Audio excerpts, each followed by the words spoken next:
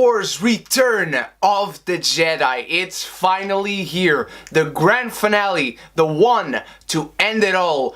Kinda. Welcome back to my Star Wars Geek Classic series. I'm reviewing every single film in Star Wars. We are finally at episode 6. Next week, The Force Awakens, and after that, we have The Last Jedi. As always, these reviews will have spoilers, so you are warned. Let's get right into this. One of my favorite aspects of this film is the sense of finality. In the greatest trilogies of all time, there's still only a finite number of third installments that have that weight, the quality and the feel of every single element of the film and the whole trilogy coming together. And Return of the Jedi is, to me, to this day, the brightest example of such. We open epically so with Vader coming into the new Death Star. His theme playing, everyone is waiting his orders, he's going straight into the front lines taking charge. Epic entrance to an epic movie by an epic villain. And here's why I don't have an issue with the new Death Star. I want to get rid of this right away. The Emperor is a mad being. We get this establishment knowing the Star Wars franchise. If there's a word to describe Darth Sidious, is mad. And what is the definition of mad in the dictionary? Is doing the same thing over and over again, expecting different results. So yeah. Darth Vader warns this Admiral that the Emperor is coming to the new Death Star, and the Admiral just is shatter-shocked. And this interaction right here just creates this looming threat throughout the film until the Emperor comes in. The little payoff to the tease that we got in Empire, and I just love the reaction by this dude. Then perhaps you can tell him when he arrives. The Emperor's coming here? That is correct, Commander. And he is most displeased with your apparent lack of progress. We shall double our efforts. I hope so, Commander, for your sake. After this, we get C-3PO and R2 in Tatooine going to Jabba's palace. Again, a payoff right here. After hearing about Jabba for 2 movies, we finally get to meet him. And I love the design of Jabba and the practicality of him and his whole entourage and lair too. He's this mob boss slash warlord, and the ambiance with the set and the characters around is just so great and so unlike anything we had seen in Star Wars until this point. C-3PO and R2 are here to try and rescue Han Solo, and this is genius because mirroring the first Star Wars movie, we are being guided in the story once more by these 2 droids, only now we are familiar with them. We trust them. We know they are our friends. And despite R2 seemingly being on top of things and knowing what he's doing and knowing what to do, C-3PO's mumbling demeanor still puts us on edge. We are in this new unfamiliar place, but we have these 2 guiding stars that we can trust, and we know that. We soon start to see more into Jabba's palace and those within it, and this is one of those things that brings that sense and feel of finality that I mentioned come together all the more in a bit. We see Boba Fett is there, Lando is there in disguise, and suddenly Jabba gets pissed at a dancer and just mercilessly throws her into a pit. And I love how they shoot this. Jabba throws this dancer into the pit and we just hear the screams of pain and agony underneath it. Just a buildup of whatever is down there, but also focusing on Jabba, just symbolizing how much of a monster he is, and he might as well be the one that's eating her alive. An unknown bounty hunter delivers Chewbacca to Jabba only to later in the night free Han Solo from his carbonite imprisonment. And this leads to one of the most badass reveals in Star Wars. Who are you?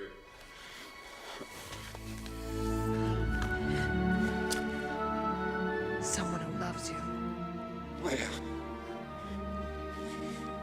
But of course, Jabba has to ruin this beautiful moment and throw Han and Leia into the prison cell where there is Chewbacca, but this honestly leads to another beautiful moment. All right, pal. All right. And oh man, when we see Luke Skywalker walk into Jabba's palace in what I'm assuming is the next morning, it's so epic.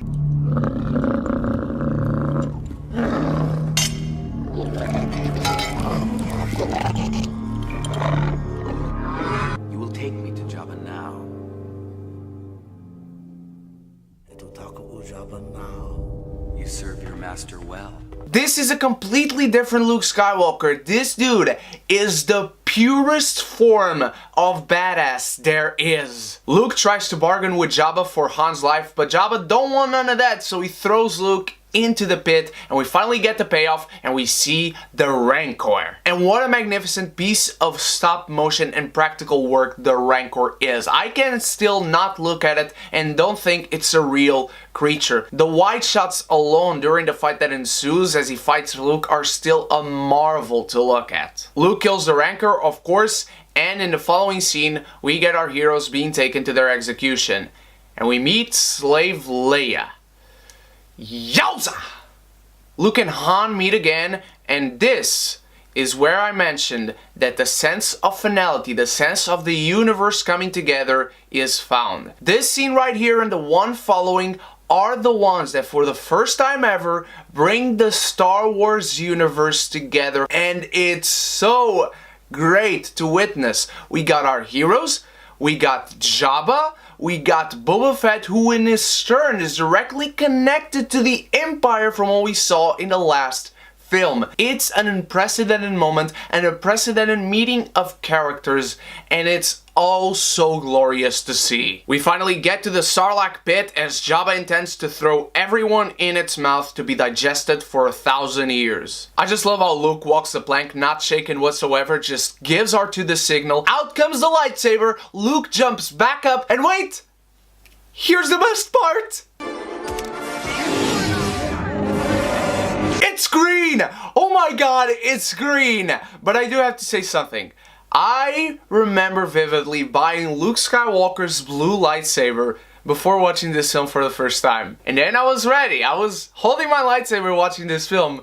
And then Luke lights up his lightsaber and it's green. It's awesome, it's badass, it's exhilarating, it's ecstatic. But I was a little bit disappointed that it was not blue. I was a kid, I'm sorry. He starts kicking all the ass in a goosebumpingly good action scene. Lando starts helping Chewie too as Leia gets her revenge on Jabba by choking him out with the chains. I do also love this. Boba Fett. Boba Fett. Where? Now I know this is controversial, but look, do I love Boba Fett? Yes. Do I wish he would have died in a more epic manner? Yes. But I also understand that there was never an understanding of how popular he was back in the day when this movie came out. I think it was a misunderstanding of how popular he was. But on one hand, I gotta think that they didn't have any more story to him in this film. And if that's the case, then I'm glad they just got rid of him and did not just shove him into the film without having a story for him. However, I do still have to say that new canon has suggested, if not confirmed, that Boba Fett survived this. So right now we just gotta wait and see. Our heroes get off Tatooine after winning this fight and getting rid of Jabba, and we at last meet the Emperor. And the Emperor is amazing. The performance alone by Ian McDiarmid is absolutely sinister. He is ruthless, vile, disgusting, and gross, both visually and psychologically. With his voice and body language, he just gives off this eerie vibe that is constantly felt whenever he is present or even mentioned. That's the power of the Emperor. But this sinister vibe of the Emperor is also helped to the fact that we see how Vader is so subservient to him. This guy orders Vader around. That is something we are not used to seeing, and we get a new look into Vader. We get new layers added to him, which will gloriously pay off by the end of this film. And in this movie, still one of the best things in Star Wars. When 900 years old you reach, look as good you will not. Yoda is the best. He's still happy and giddy and silly and optimistic and charming as hell. Yoda is so great. I love this character so much, and this film only emphasizes that all the more. And Yoda does die here, unfortunately, which to this day breaks my heart to smithereens because his death scene is so well done. But it's here before his death that he confirms to Luke that Darth Vader is indeed his father, but also something else. There is another sky.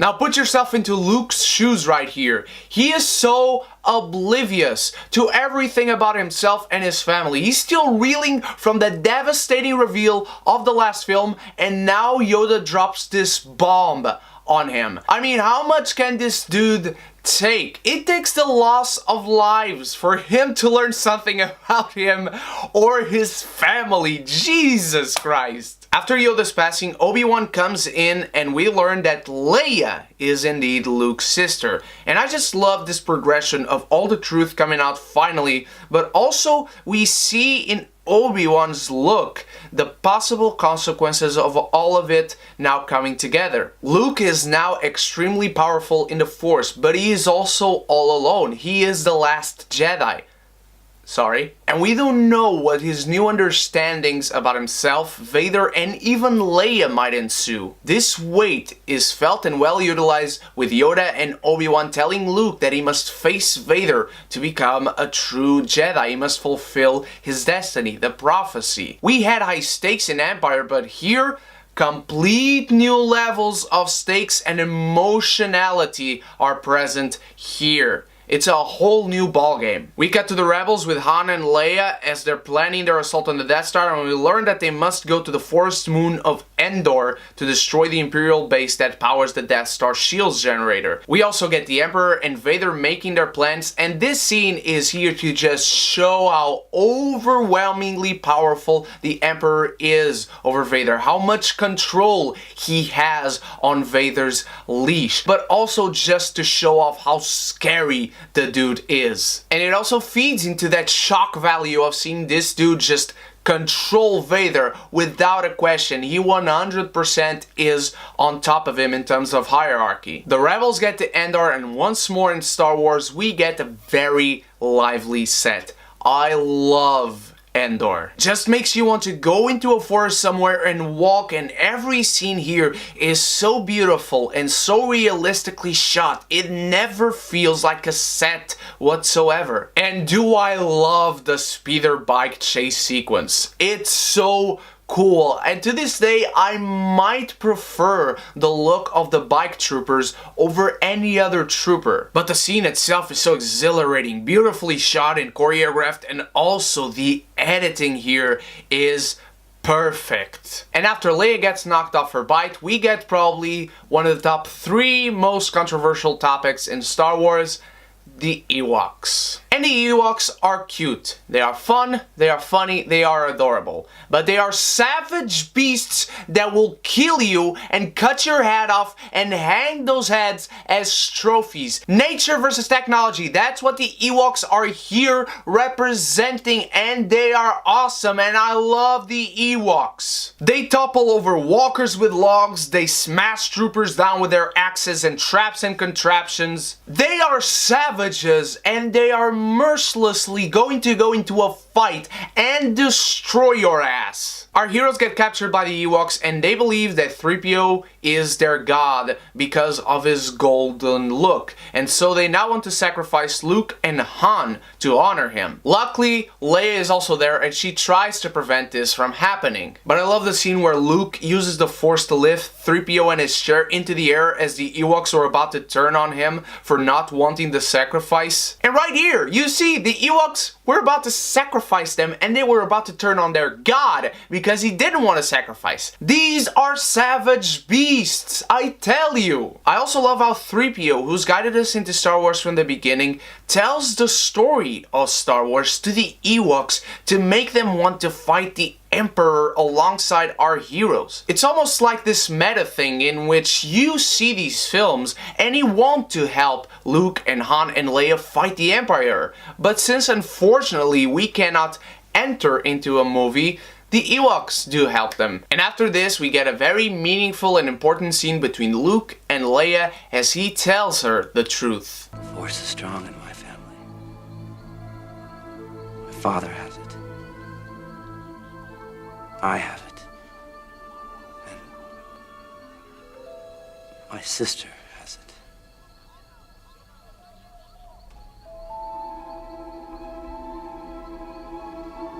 Yes. It's you, Leia. I do love the way Leia reacts to this reveal. We can see shock, we can see realization, but it's used and seen in a very calm and collected manner. It's very true to Leia's character. Also, the idea that somehow she's always known and that she has memories of her mother simply makes sense in my head, personally. She's not just connected to the Force like Obi-Wan or Yoda or any other Jedi was, she is a Skywalker.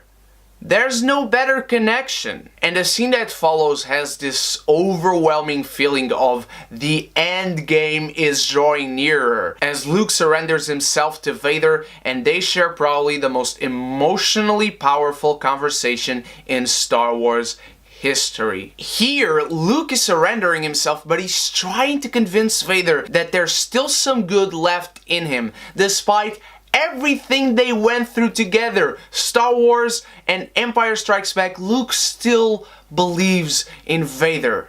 Search your feelings, Father. You can't do this.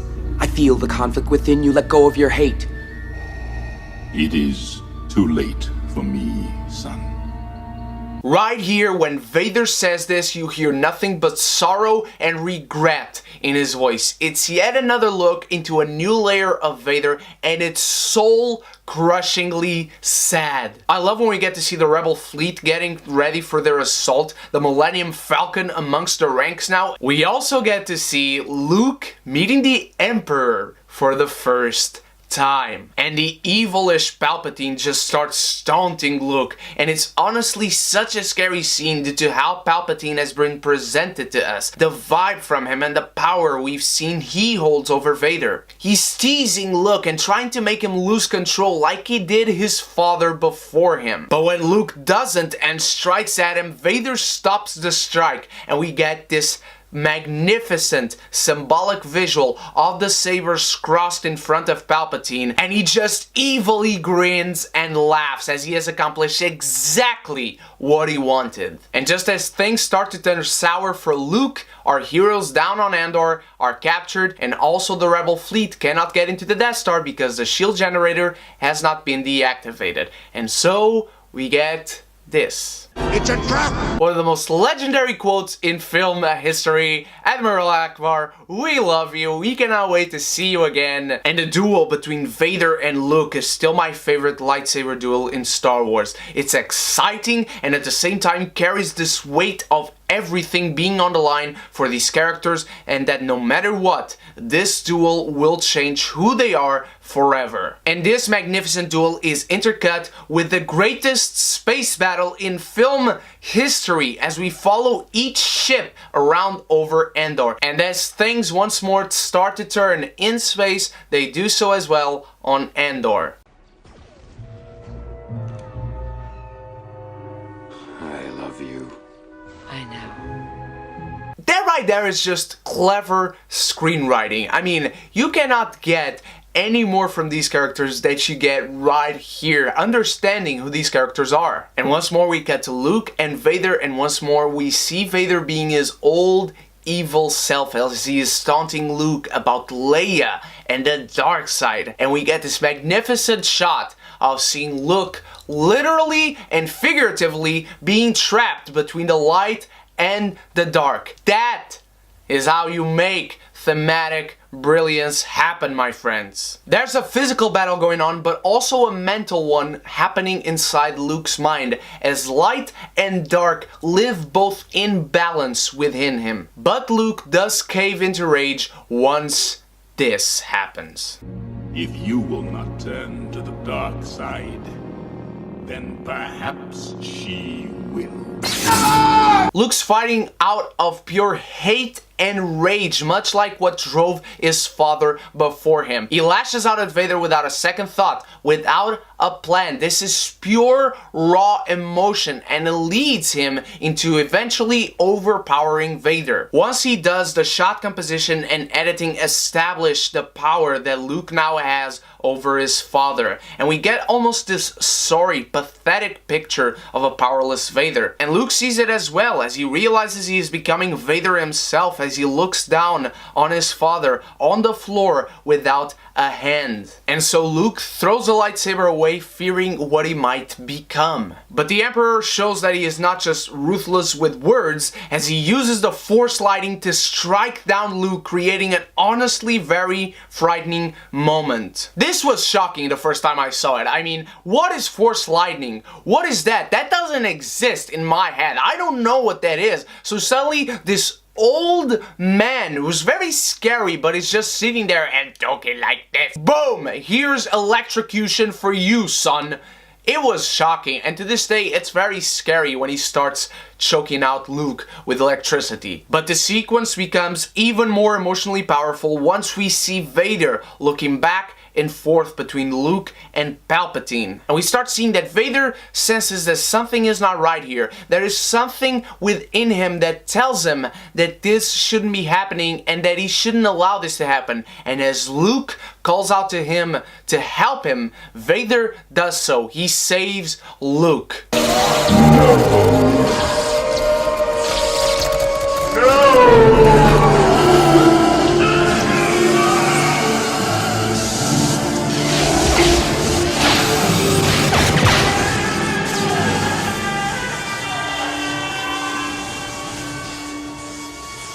And with this, Anakin has now fulfilled the prophecy. He has destroyed the Emperor, the dark side. Or did Luke do it?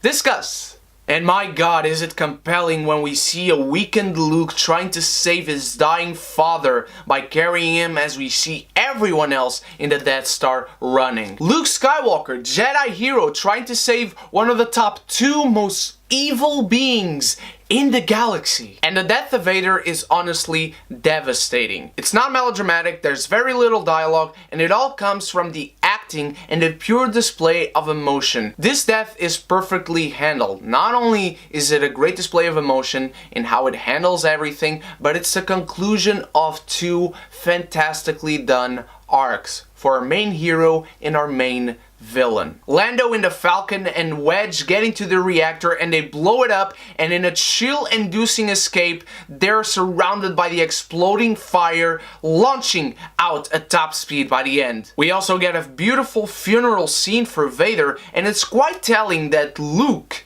is the only one there. And this scene, I think, becomes all the more moving because there is only one person there. The one person that saw the change in Vader by the end of his life and saw Anakin becoming Anakin again. Luke joins everyone in celebration for bringing peace to the galaxy by defeating the Empire, and he is greeted by the ghosts of Obi-Wan and Yoda and his father. And the original trilogy ends, bringing the greatest saga ever told to a close.